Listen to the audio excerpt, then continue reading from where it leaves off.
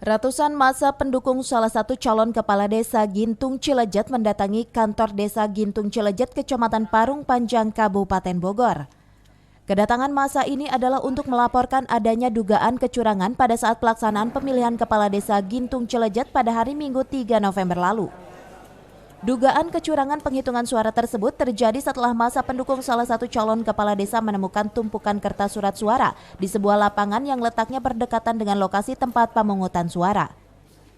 Tumpukan surat suara dalam sebuah kantong plastik berwarna merah inilah yang kemudian menjadi salah satu faktor yang membuat massa pendukung salah satu calon kepala desa merasa jika pelaksanaan pemilihan kepala desa Gintung Cilejet telah berlangsung dengan kecurangan. Atas adanya temuan surat suara ini, massa pendukung salah satu calon kepala desa pun meminta agar pelaksanaan pemilihan kepala desa untuk dilakukan ulang. Kartu suara itu ketemu di wilayah TPS, Pak. Oh, di TPS. Iya, Sekar Tanjung, Pak. Oh, satu kantong kresek. Itu kenapa tuh bisa ada di situ? Ya, saya juga kurang tahu, Pak. Iya, berarti kan ada permainan, Pak. Kalau menurut saya, ke satu, ya tadi itu saya bilang.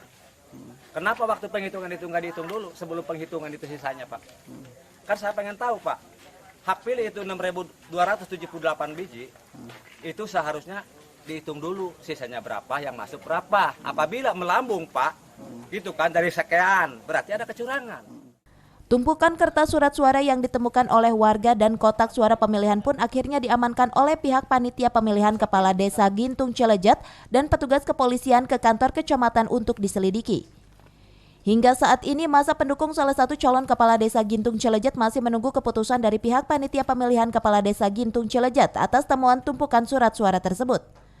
Dari Parung Panjang, Kabupaten Bogor, Mande Jajar melaporkan.